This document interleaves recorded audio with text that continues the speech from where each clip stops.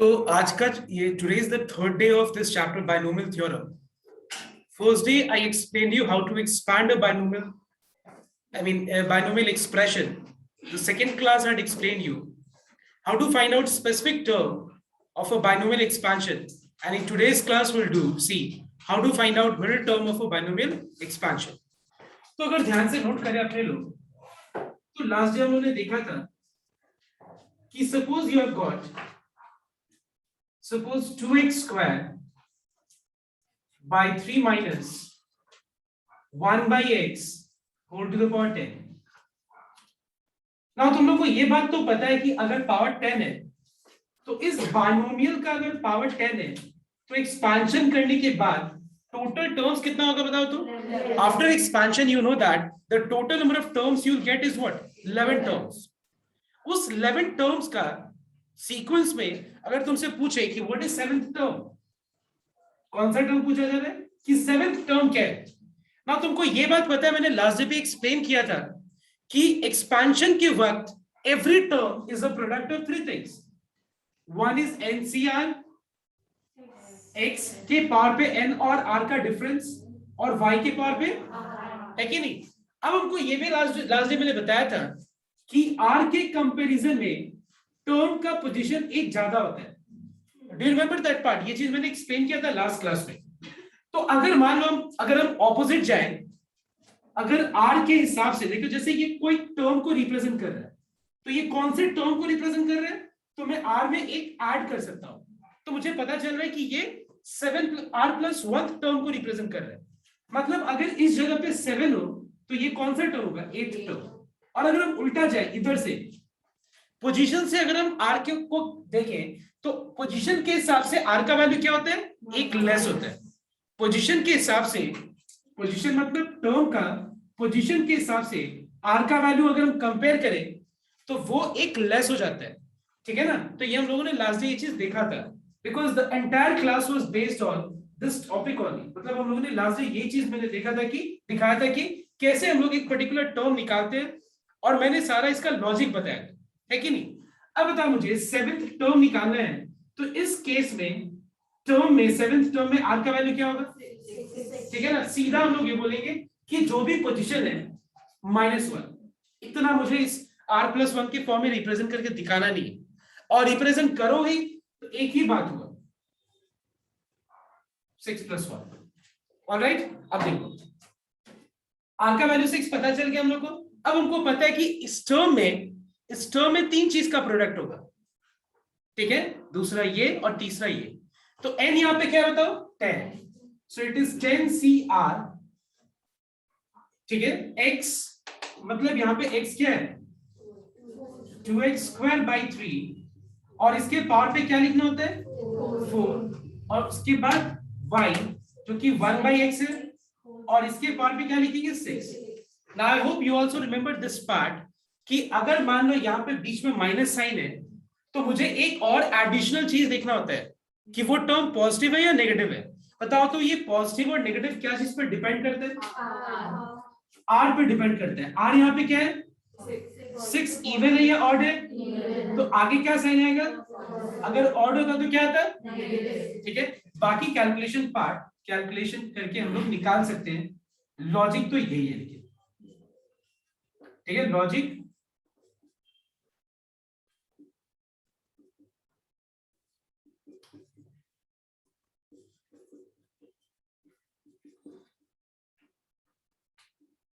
To x square to the power 4 को 2 to the power 4 x square का whole to the power 4 divided by 3 to the power 4 लिख सकते हैं हम लोग.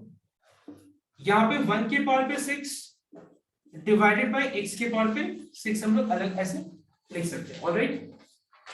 Now we find that we have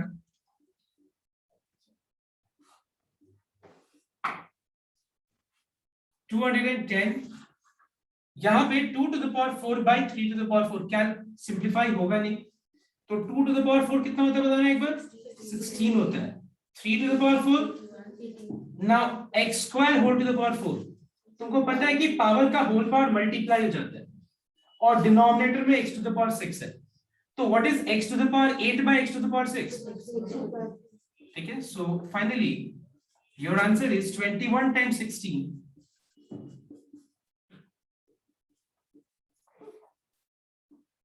that is 3360 by 81 into x square. This is your 7th term. तो ये तो मैंने लास्ट डे बताया था, बस मैंने एक बार समराइज कर दिया, उसको कॉपी करने का जरूरत नहीं है। अब बात ऐसा है कि मिडिल टर्म क्या होता है, ठीक है, ये तो हम लोगों ने लास्ट डे देखा था। अब मिडिल टर्म क्या होता है देखना एक बार बायनोमियल में। Let me explain you.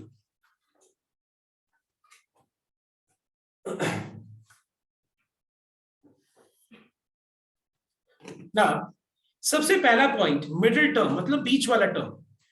हमको यहाँ पे मिडिल टर्म मतलब अगर मान लो मिडिल टर्म निकालने बोला जाए, मतलब यहाँ पे कोई हमको कुछ बहुत नया चीज नहीं बोल रहे। जैसे मिड टर्म निकाला जाता है, जैसे मीडियन वैल्यू निकाला जाता है, वैसे यहाँ पे हमको मिड टर्म मतलब मिडिल टर्म निकालने बोला जाता है। तो एक बात बताओ, सपोज यहाँ पे पहला एक एग्जाम्पल में दिखा रहा हूं कि यहाँ पे टोटल 3 चीज है, ठीक है, दिख रहा है ना, 3 चीज मैंने लिखा है। तो बताओ तो बीच में कितने चीज है, बताओ तो। एक चीज दिख रहा है ना, वो एक चीज क्या है, बी। अगर listen here, if there are total 3 things, what is the middle term? 1. मतलब अगर देखो 3 है तो 1 है मिडिल टर्म। अगर मान लो मैं इसको बढ़ा के 5 कर दूं तो बताओ तो बीच में कितना टर्म है, तो भी 1 है। सी है इस केस में।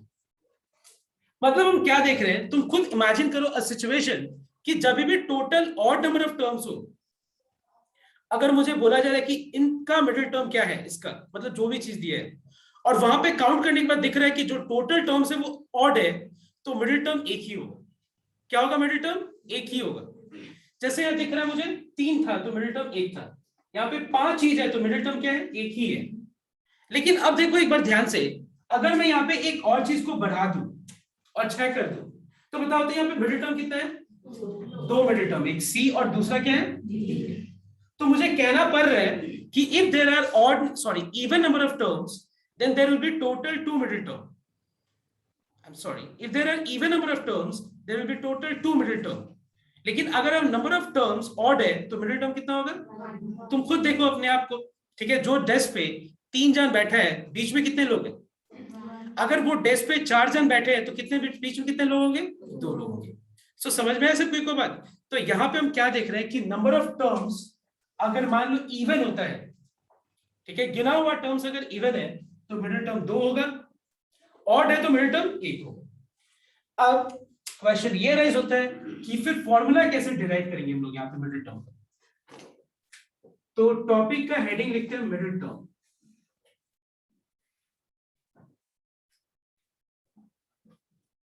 ठीक है, और स्टार्ट करते हैं हम लोग पहला पॉइंट कि अगर मान लो suppose if n is even. अब मेरा क्वेश्चन तुम लोग से ये है कि पावर जितना भी होता है उससे एक्सपेंशन करने के बाद नंबर ऑफ टर्म्स क्या कितना आता है, बताओ तो। एक ज्यादा आता है कि नहीं? जैसे पावर अगर 5 है तो आफ्टर एक्सपेंशन टोटल टर्म्स कितना होगा, अगर पावर 10 है तो आफ्टर एक्सपेंशन मतलब जितना भी पावर होगा उससे एक ज्यादा नंबर ऑफ टर्म्स मिलेगा आपको, ठीक है। तो एक बात बताना, अगर n इवन होगा, जैसे मान लो 6, मान लो 4, पावर 4 होगा तो नंबर ऑफ टर्म्स 5 होगा, पावर 6 होगा तो नंबर ऑफ टर्म्स 7 होगा। मतलब क्या देख रहे हैं हम लोग कि पावर अगर इवन है तो नंबर ऑफ टर्म्स ऑड आएगा, पावर अगर ऑड होगा तो नंबर ऑफ टर्म्स, समझ में आ रहा है? क्योंकि सीधा सा बात है कि ऑड नंबर में 1 ऐड कर दो इवन हो जाता है, इवन में 1 ऐड कर दो। तो मैं ये 1 के बारे में क्यों बात कर रहा हूं, बिकॉज आफ्टर एक्सपेंशन पावर जितना भी होता है उससे नंबर ऑफ टर्म्स एक ही ज्यादा होता है। पावर जो भी हो, जो भी मतलब इवन नंबर ही हो सकता है, फ्रैक्शन में तो हो नहीं सकता है पावर, ठीक है। तो after expansion number of terms will be how much, 1 मोर। तो अब बात ऐसे है कि अगर n इवन होगा तो मिडिल टर्म क्या होगा, तो मिडिल टर्म होगा उस समय, मिडिल टर्म्स नहीं होगा, है कि नहीं? मिडिल टर्म होगा क्योंकि एक ही टर्म होगा मिडिल टर्म, 2 नहीं होगा। तो मान लो अगर suppose let's say for example we have x plus y whole to the power 6।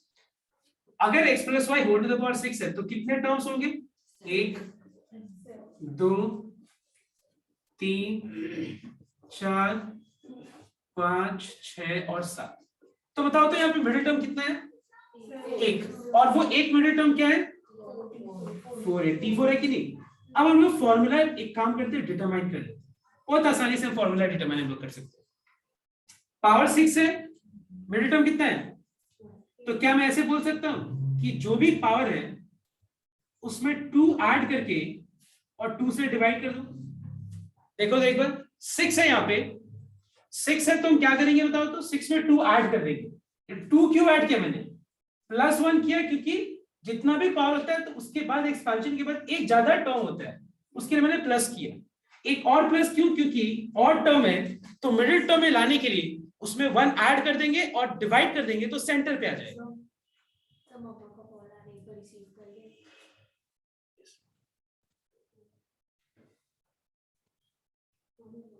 Is this clear everyone what I said?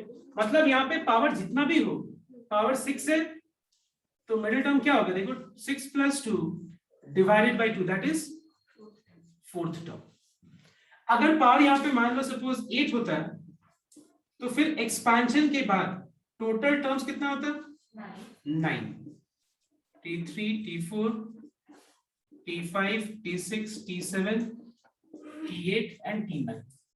अब यहाँ में मिडिल टर्म कौन सा है बताओ, T5। कैसे, मिडिल टर्म हो गया 8 + 2 divided by 2 that is how much, 5। मतलब हम ऐसे बोल सकते हैं कि अगर एक इवन है तो मिडिल टर्म हो जाएगा n + 2/2th term. Alright, middle term क्या होगा, n + 2/2th टर्म। और नंबर 2 अगर मान लो n अगर ऑड है,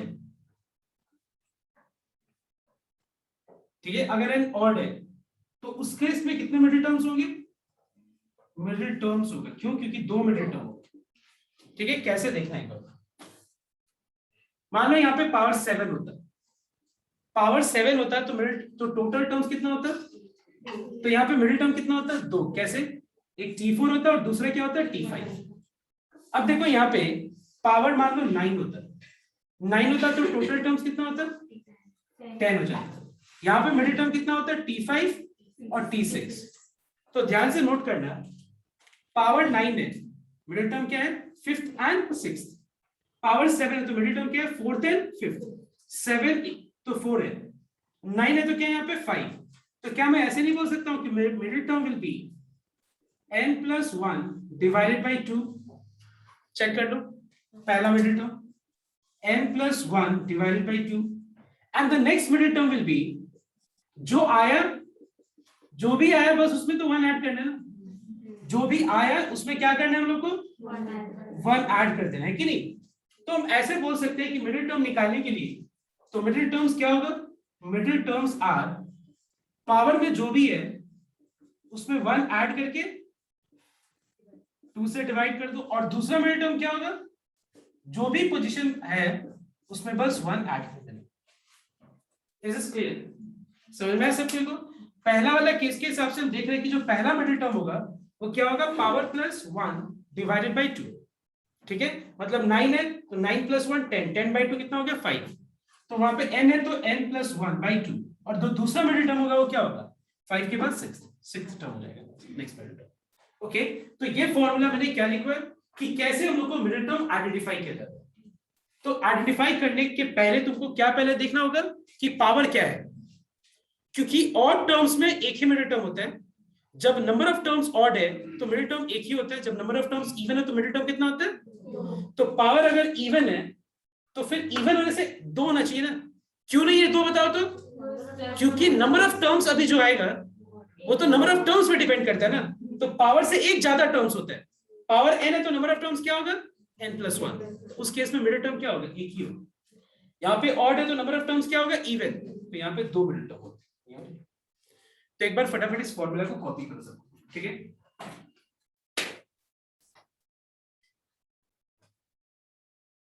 So everyone pay attention. Now we are doing sum number C. ठीक है, देखो सम नंबर सी कर रहे हैं, उसमें टॉपिक का जो क्वेश्चन है इस पर्टिकुलर सम नंबर सी में वो मिडिल टर्म के ऊपर है। ठीक है, अब देखो हम लोग पहला सम देखते हैं, नंबर 2 सी का। ठीक है, सी का नंबर 2 में गिवन है एक बायनोमियल which is 3x जिसका पहला टर्म है, 2/x² इसका सेकेंड टर्म है, और बीच में साइन क्या है बताओ तो माइनस। अब देखो क्वेश्चन क्या है कि इस पर्टिकुलर एक्सपेंशन का मिडिल टर्म क्या होगा।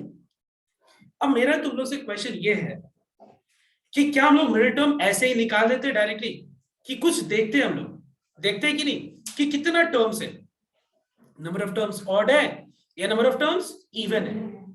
अब यहां पे पावर क्या है,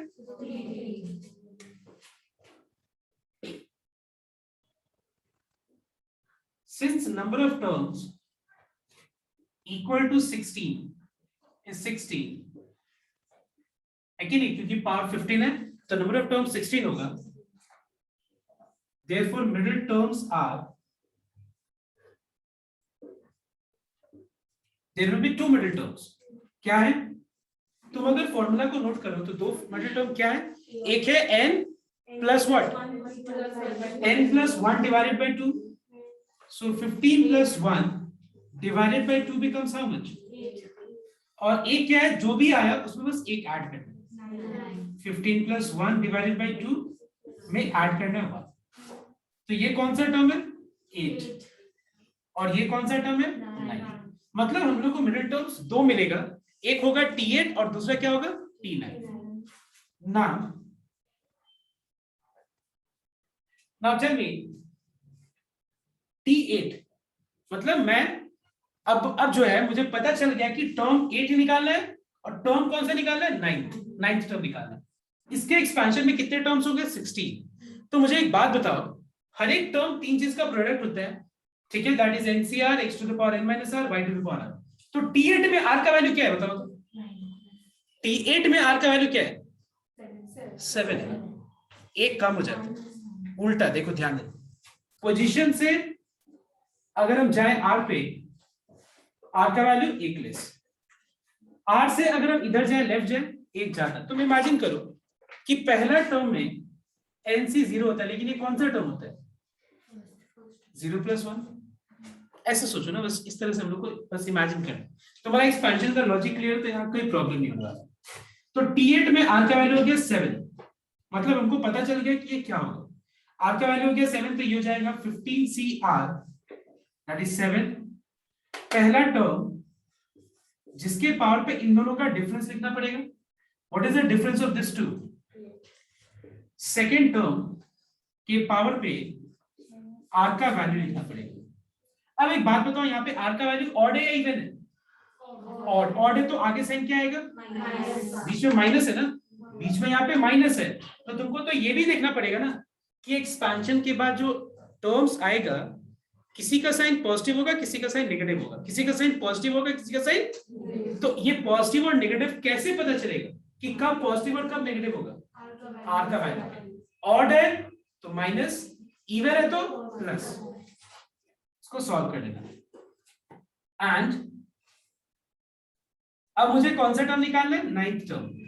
9th टर्म में r का वैल्यू क्या होगा बताओ 8 हो जाएगा। 9th टर्म में r का वैल्यू क्या होगा 8 हो जाएगा। अब देखो ये हो जाएगा NCR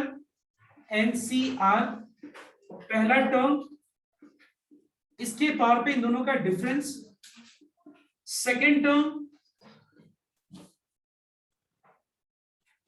और इसके पावर पे r का वैल्यू 8।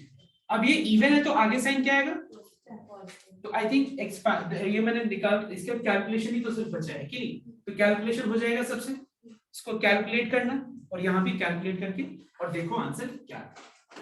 किसी को कोई डाउट है, आई मीन कैलकुलेशन में क्या करना है, 3 to the power 8 into x to the power 8, laws of indices apply करना है। लॉज ऑफ इंडिसेस क्या है, अगर x by y होल के पावर पे n है, x के पावर पे n आएगा, y के पावर पे n। अगर बहुत सारे चीजों का प्रोडक्ट है, कॉमन पावर है, तो हर एक के ऊपर पावर अलग अलग लगा के सॉल्व करो। जल्दी से कैलकुलेट करो।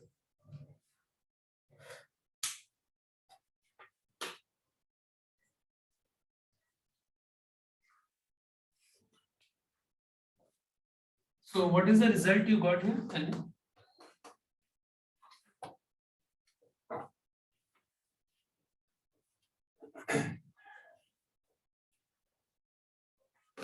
15 15C7 का आंसर क्या है? 6435 कितना?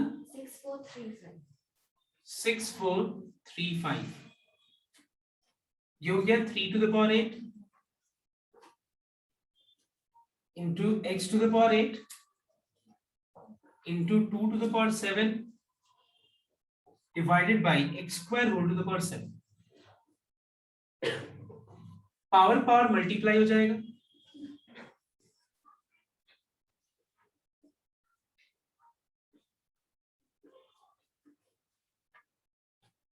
ये हो जाएगा 2 7 जा 14. Now what is x to the power 8 divided by x to the power 14?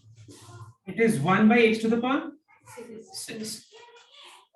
So we have 6435 into 3 to the power 8 into 2 to the power 7 by x to the power 6. This is it. इसको multiply करके जो आते हैं वही same way यहाँ पे भी. अच्छा 15C8 का वैल्यू भी सेम आएगा 6435 3 to the power 7 into x to the power 7 2 to the power 8 by x square whole to the power 8. Power power multiply ये x to the power 16 हो जाएगा.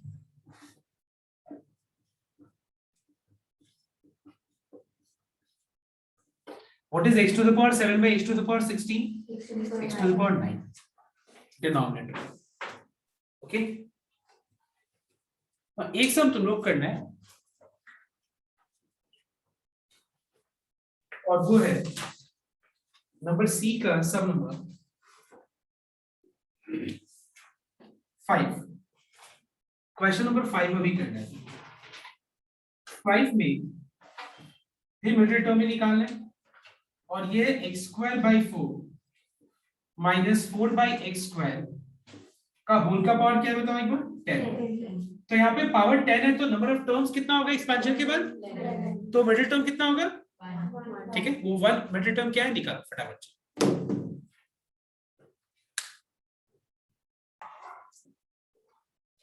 So what is the answer of this sum? Repeat. Minus 252 is the answer of this particular question. Everyone got the answer, right? What I can see. ठीक है, तो अब हम लोग next चलते हैं नंबर डी में. ठीक है, नंबर डी हम लोग देखते हैं. इसके बाद तो अब हम लोग स्टार्ट कर रहे हैं एप्लीकेशन. जो भी हम लोग ने लॉजिक सीखा है इस पर्टिकुलर कंसेप्ट को अब हम लोग अप्लाई करने वाले सम्स में. मतलब एक्स्ट्रा कुछ अब नहीं सीखना है, बस उसी कंसेप्ट को अप्लाई करना है. अच्छा ये चीज सबका क्लियर है ना? देखो एक बार सुनो सबको कि listen here, I want everyone to pay attention here what I am saying कि जो भी बायनोमियल को अगर हम एक्सपैंड करते हैं, लास्ट दिन शायद मैंने बताया था कि सपोज मान लो अगर मैंने इसको एक्सपैंड किया, ठीक है, और एक बार मैंने इसको एक्सपैंड किया, इसका जो पहला टर्म है इसका वो क्या होगा बताओ? तो लास्ट टर्म होगा. ये पता है ना? तो अगर मान लो मुझे इसका लास्ट टर्म निकालना है एंड से, एंड का मतलब एंड से सेकंड टर्म निकालना, तो इसका वो क्या होगा? Second term. तो देखो इसका अगर मुझे एंड से थर्ड टर्म निकालना है, एंड से थर्ड टर्म, इसका क्या होगा बताओ? तो बिगनिंग से थर्ड टर्म के बराबर. याद है मैंने चीज लास्ट डे बताया था? ठीक है, अब देखो क्वेश्चन नंबर डी एक बार सबको रीड करो. क्वेश्चन में क्या लिखा होगा? क्या लिखा है देखो तो एक बार बोलो. General term. ये जो जनरल टर्म का मतलब क्या सुनना है? जनरल टर्म का मतलब कोई 10th टर्म या 20th टर्म या 5th टर्म नहीं, मतलब कोई स्पेसिफिक टर्म नहीं बोला जा रहा है. जनरल टर्म का मतलब क्या होता है? मतलब एग्जैक्ट कोई टर्म के बारे में नहीं पूछा जा रहा. जनरल मतलब सारे टर्म्स को रिप्रेजेंट कर रहा है. ठीक है, जनरल नाम से क्या पता चल रहा है? जनरल मतलब वो सबको रिप्रेजेंट कर रहा हो. तो ध्यान देना पर. क्वेश्चन नंबर डी का 1.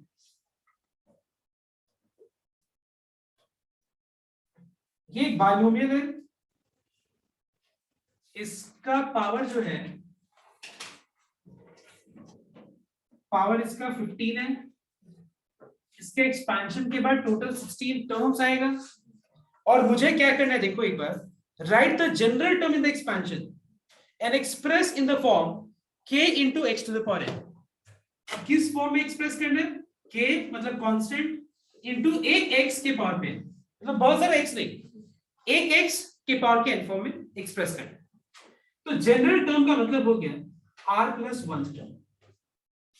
समझ में? जनरल टर्म का मतलब क्या होता है? r प्लस 1 टर्म को ही जनरल टर्म बोलते हैं।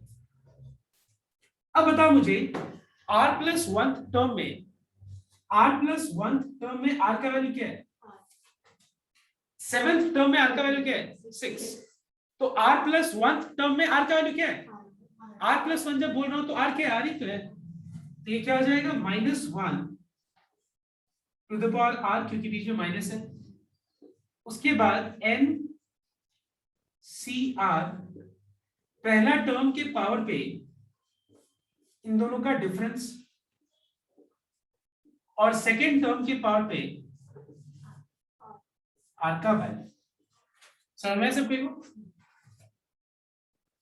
अच्छा ये समझ में है? तो -1 टू द पावर r क्यों लिखा मैंने? क्योंकि ये r ऑड होगा तो -1 to the power odd number sign negative आ जाएगा। अगर ये r इवन होगा तो -1 के पावर पे अगर इवन नंबर होगा तो रिजल्ट क्या हो जाएगा? पॉजिटिव। ठीक है?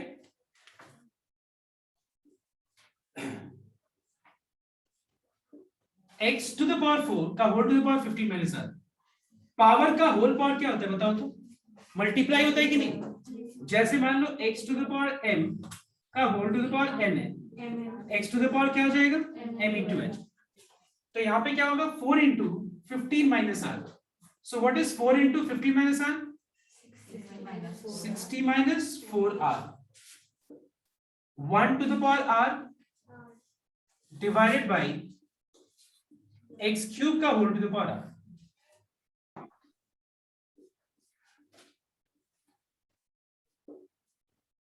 x to the power 60 minus 4r।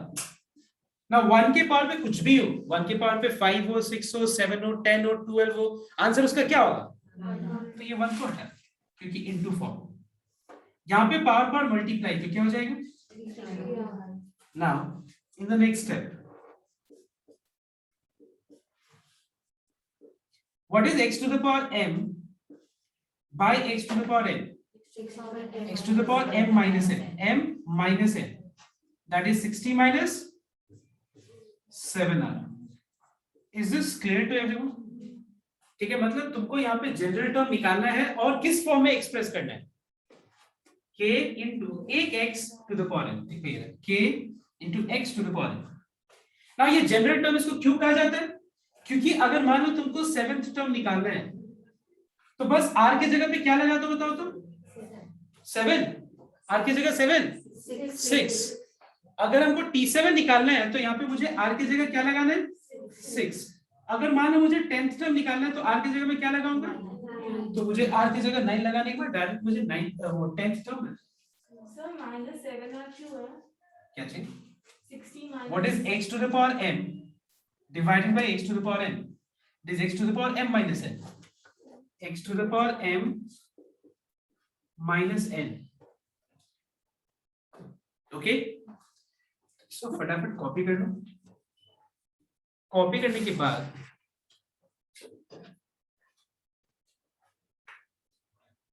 Question number D का सम नंबर 4 करो। डी का 4 सेम चीज, जनरल टर्म निकालना है और एक्सप्रेस करना है उसको k into x to the power n के फॉर्म।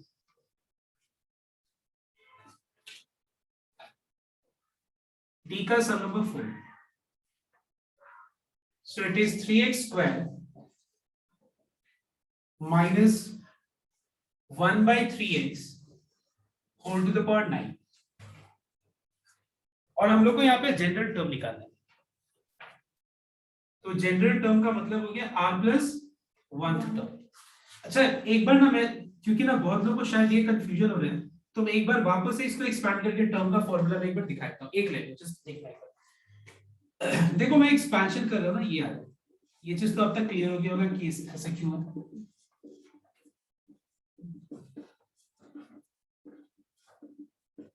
आगे में नहीं लिखा। अब देखो एक बार, ये कौन सा टर्म है? फर्स्ट टर्म है। फर्स्ट टर्म 0 है तो r का वैल्यू क्या है? सॉरी 0 है, r का वैल्यू 0 है तो यहाँ पे टर्म कौन सा है? 0 + 1। ये कौन सा टर्म है? कौन सा टर्म है? ये कौन सा टर्म है? देखो ऑटोमेटिक पता चल रहा है कि नहीं कि r + 1 3, 1 + 1 2, 0 + 1 1 है कि नहीं? और अगर हम उल्टा जाए, n मतलब position of term is 1 which what is the value of r? 0. 1 minus 1, 2 minus 1, ये रहा 1, 3 minus 2. समझ में? मतलब अगर मान लो मुझे 7th टर्म बोल रहे हैं, r का वैल्यू क्या होगा? 7 minus 1. Getting my point or not? So I think अब क्लियर हो गया. तो यही लॉजिक है बस. समझ में? अगर तुमसे पूछा जाए कि r plus 1, तो यहाँ पे NCR, जैसे यहाँ पे T7 होता तो r क्या होता? 6 हो जाता. यहाँ पे T8 होता तो r क्या हो जाता? 7 हो जाता. तो ये r plus 1 है, तो r क्या है? इससे एक लेस, इससे पोजीशन से एक लेस, r plus 1 से एक लेस कर देंगे तो क्या होगा? समझ में आया बात? Okay, so this is the logic. Okay, जो मैंने लास्ट बताया.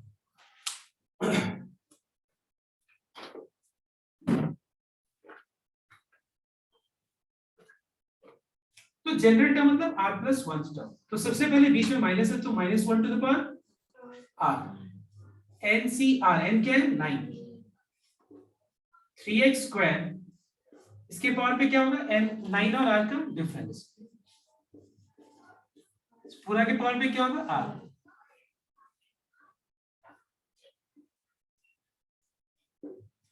इसको लिख सकते हैं हम लोग 3 to the power 9 minus r. इसको क्या लिख सकते हैं हम लोग? x स्क्वायर का whole to the power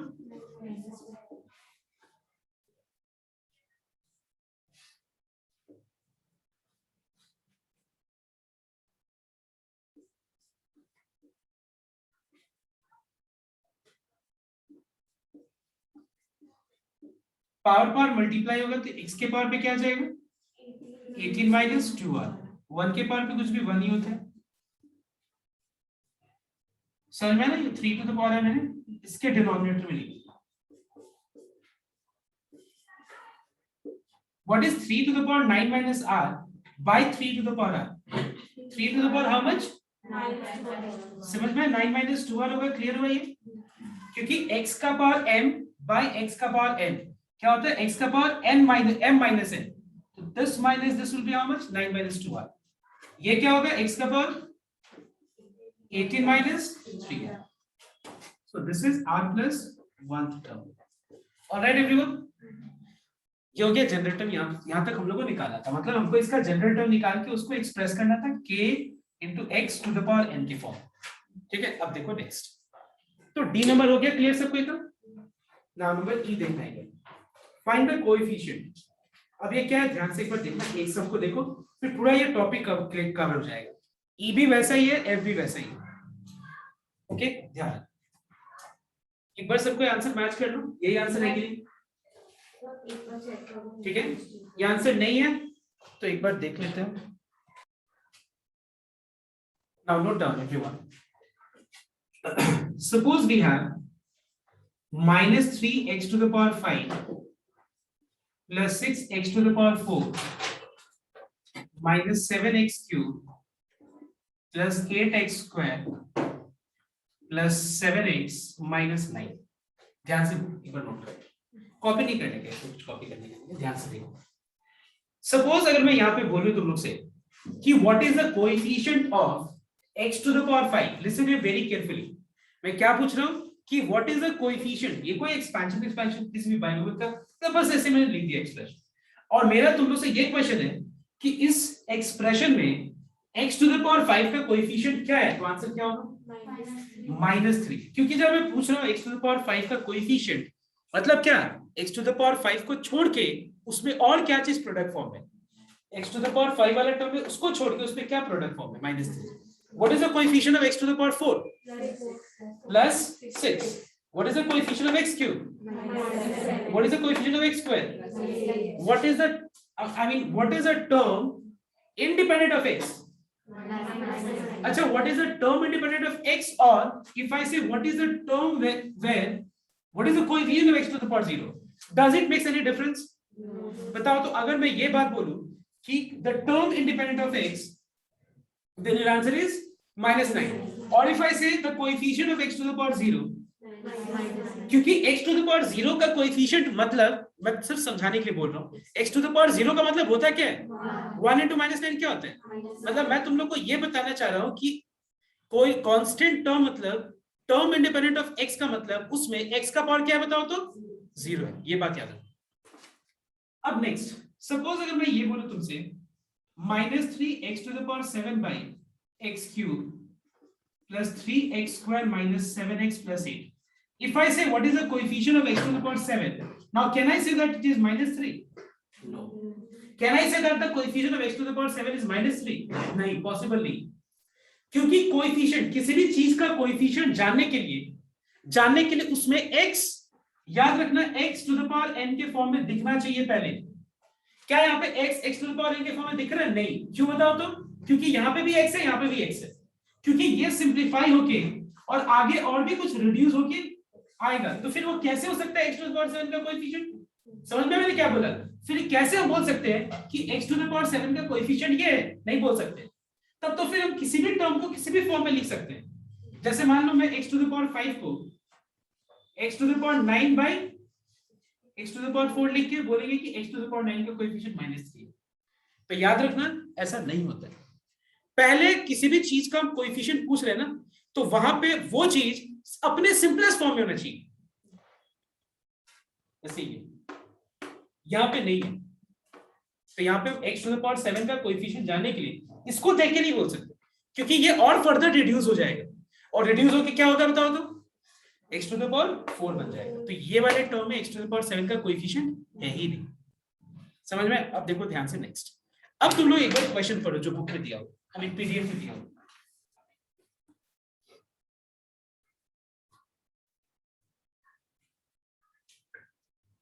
PDF में नंबर ई का मैं बात कर रहा हूं। Find the coefficient of x to the power 7. Let me take number 2. E का number 2.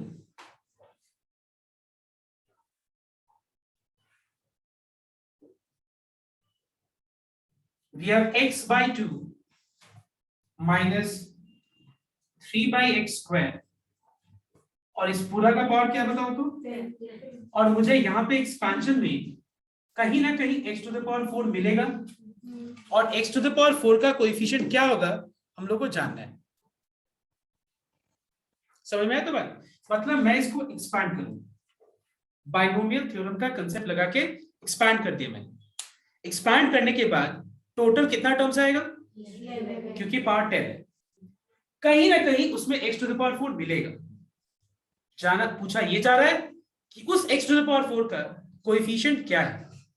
तो हम x टू द पावर 4 का कोएफिशिएंट जानने के लिए क्या तुमको ये लग रहा है कि मैं पूरा एक्सपैंड करूंगा और एक्सपैंड करके उस पूरा एक्सपेंशन का जो रिजल्ट है उसको सिंप्लीफाई करूंगा और फिर खोजेंगे कहां x टू द पावर 4 है? इतना टाइम में तो कहीं कभी ना हम लोग को x टू द पावर 4 का कोएफिशिएंट मिल चुका होगा। जो एक्सपेंशन तुम लोग लिखेगा ना उतना लिखने तक में ही तुमको मिल जाएगा सारा आंसर। तो हम कैसे निकालेंगे? पहले मुझे क्या करना होगा? जनरल टर्म निकालना होगा, ठीक है? बीच में माइनस है, एनसीआर फर्स्ट टर्म इसके पावर पे एन और आर का difference. Alright,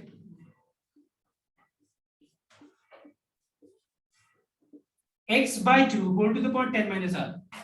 What is and please make sure, don't copy, please make sure that whenever we are finding out coefficient of anything in a binomial, we first find out the general term.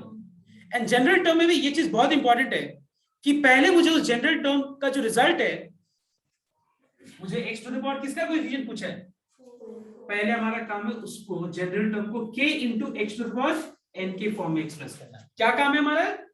k into x to the power, मतलब overall तुम्हारा ये objective है कि उसमें x बहुत जगह नहीं दिखना चाहिए, x into x square by x cube into x to the power 4 इस तरह नहीं दिखना चाहिए। ये पूरा को किस फॉर्म में कन्वर्ट करना है? x to the power n। ये तुम्हारा प्राइम ऑब्जेक्टिव है कोई जनरल टर्म निकालने की। तो x by 2 whole to the power 10 minus r को x to the power 10 minus r by 2 to the power 10 minus r लिख सकते हैं हम। This we can write 3 to the power r by x square to the power r। देखो अपने लोग को x पे कंसंट्रेट करना, कंसंट्रेट किस पे करना है? बाकी पे हमारा दिमाग लगाना नहीं है अपने को कि ये 3 to the power r क्या होगा, 2 to the power 10 minus r और रिड्यूस होके क्या होगा, हमको करना नहीं है, जैसा है बस वैसे लिखते जाएंगे, जैसा है बस वैसे लिख दो, जैसा है बस वैसे लिख दो। Alright, what is x to the power 10 minus r divided by x to the power 2r? Are you getting my point? Why x to the power 2r? क्योंकि पावर का होल पावर क्या होता है, मल्टीप्लाई। अब आगे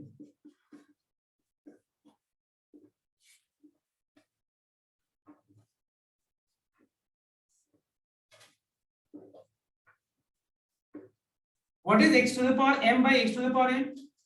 x to the power m minus n। तो मैं direct लिख दूं 10 minus 3r, समझ में आ जाएगा? मैं चाह रहा हूं कि कोई कॉपी ना करे, पहले देख लो एक बार, मैं जब करा रहा हूं ना कोई चीज तो कॉपी नहीं करना चाहिए, पहले देख लो। ये हो गया जनरल टर्म। जनरल टर्म का फायदा ये, r की जगह 0 लगा दो तो क्या मिल जाएगा, कौन सा टर्म मिल जाएगा, फर्स्ट टर्म। करेक्ट, r की जगह 0 लगाने से कौन सा टर्म मिलेगा, 0 plus 1, first term, first term. r की जगह 1 लगाने से कौन सा टर्म मिलेगा, r की जगह 2 लगाने से। अब देखते हैं यहाँ पे, जब r की जगह 0 लग रहा है ना तो x के पावर पे क्या आ रहा है, देखो तो x के पावर पे क्या आ रहा है, 10 आ रहा है कि नहीं, देखो तो r की जगह 0 लगा रहे हैं तो x के पावर पे क्या आ रहा है, मतलब एक चीज पता चल रहा है कि x का पावर 10 कहीं ना कहीं मिलेगा। अगर हम r की जगह 1 लगाए तो क्या मिल रहा है, x टू द पावर 7 भी कहीं मिल रहा है। r की जगह 2 लगाए तो क्या मिल रहा है, x का पावर 4 आ रहा है, मतलब x टू द पावर 4 भी मिल रहा है कहीं ना कहीं। r की जगह 3 लगाएंगे तो क्या मिलेगा, x के पावर पे 1। अब ये बोलोगे सर r की जगह 100 लगाएंगे तो क्या मिलेगा, ऐसे हम क्वेश्चन नहीं कर सकते, r की जगह 100 का सवाल ही नहीं राइज होता है। r की जगह मैक्सिमम क्या लगा सकते हैं, कोई बता सकते हैं, देखते हैं कौन क्या बता सकते हैं। r की जगह मैक्सिमम क्या लगा सकते हैं, 10 लगा सकते हैं। क्यों, क्योंकि नंबर ऑफ टर्म्स कितना हो सकता है मैक्सिमम, तो r की जगह 10 लगाने से तो 11 आएगा। तुम ये नहीं बोलोगे सर आपने तो कहा उस समय तो ये तो सोचा नहीं, तो हम सोच नहीं रहे, अभी तो सोचेंगे ना कि r की जगह 0 लगाएंगे तो क्या होगा, r की जगह 1000 थोड़ी ना बोल सकते यहाँ पे, क्योंकि 1000 यहाँ पे लगा के 1001 टर्म होगा क्या, पावर क्या दिख रहा है तुमको 10, तो 1001 टर्म हो सकता है क्या, नहीं। I hope you are getting my point. अब पॉइंट पे आओ, क्या कि जानना क्या है, क्या जानना है हम लोग को, x टू द पावर का क्या, तो अगर मुझे x टू द पावर 4 का कोएफिशिएंट जानना है, रेडी है, ये रेडी है कोएफिशिएंट बताने के लिए, लेकिन मुझे ये नहीं पता चल रहा है x का पावर क्या होगा, सॉरी r का वैल्यू क्या होगा कि ये 4 के बराबर होगा। तुमको पता है क्या, पता है सबको, पता है तो कॉन्फिडेंटली बोलो हाँ पता है। x का पावर 4 लाने के लिए r क्या होगा, पता है सब। कैसे पता चला, r की जगह एक बार 1 लगा के देखा, r की जगह एक बार 2 लगा के देखा, r की जगह कभी 3 लगा सकते हो, कभी 4 लगा सकते हो, और मिल ही रहा है, कुछ ना कुछ तो वैल्यू मिल रहा है ना x का पावर पे। तो ये ट्रायल एंड एरर मेथड ना लगा के अकॉर्डिंग टू द प्रॉब्लम मुझे चाहिए 10 माइनस 3r किसके बराबर, तो r क्या होगा खोज लो, क्या होगा, समझ में ना, clear. According to the problem x का पावर मुझे किसके बराबर लाना है, 4 के बराबर। लाने के लिए r क्या होगा, सॉल्व करो, सॉल्व किया तो क्या मिला 2, मतलब r की जगह 2 होगा, तो ये x का पावर किसके बराबर हो जाएगा, कोई डाउट किसी को, अब r की जगह 2 लगा दो बस इसमें, तो 2 plus 1 3 minus 1 to the power 2 is 1, that is positive, plus ये हो गया 10c2, 3 to the power 2 to the power 10 minus 2 8, x के पावर पे क्या आएगा, सोचना पड़ेगा क्या, नहीं, क्योंकि तुमको पता ही है कि तुमने r का वैल्यू ऐसा निकाला है जिससे ये सॉल्व होके आंसर 4 ही आएगा, तो x के पावर पे क्या आएगा 4। अब मुझे अगर तुमसे पूछूं कि what is x to the power 4 का कोएफिशिएंट, तो ये रहा answer. What is the coefficient of x to the power 4, तो ये रहा आंसर। बस इसको थोड़ा सिंपलीफाई करें, therefore the coefficient of x to the power 4 is 10c2 3 square by 2 to the power 8। 10c2 क्या होता है निकाल लो, कितना होता है 45, 9 9 times 45 कितना होता है 405 2 to the power 8 कितना होता है? 256. This is it. ठीक है, अगर तुमसे पूछा जाए कि h to the power मान लो x to the power 1 का कोएफिशिएंट क्या हो, तो r की जगह क्या लगाने से बनाएगा x के पावर पे? दिख ही रहा है 3 3 9 तो 10 - 9 हुआ। और प्रोसेस में कैसे शो करेंगे? तो r क्या होगा? क्या होगा? 1। गलत बोल रहा हूँ, नहीं 3 होगा. मतलब x के पावर पे मैंने क्या बोला, सॉरी 1 लाने के लिए क्या होगा, ये था ना क्वेश्चन। x के पावर पे 1 लाने के लिए क्या होगा? r का वैल्यू 3, r की जगह 3 लगा दो। ठीक है, I hope it is clear everyone. तो एक बार फटाफट इसको कॉपी। और तुमसे एक और चीज है, अगर तुमसे पूछे कोई कि क्वेश्चन में ये पूछा जाए, क्वेश्चन क्योंकि मल्टीपल चॉइस है तो हो सकता है इस तरह का क्वेश्चन आ जाए। मल्टीपल चॉइस है ना? नहीं, अच्छा चलो जो भी है। तो अगर मान लो क्वेश्चन में ये मेंशन हो कि which term contains the coefficient of x to the power 4, who can answer? जो कोएफिशिएंट है वो लिख दिया. Which term? Oh 8. Third, how second term? Third term. Which term contains x to the power 4? Third term. ये ना third term. तीसरे वाले term पे क्या आएगा? x to the power 4। ठीक है ना? कॉपी करो। अगर तुमको ये वाला चीज समझ में आ गया मतलब लगभग बायनोमियल खत्म हो गया। सोचो।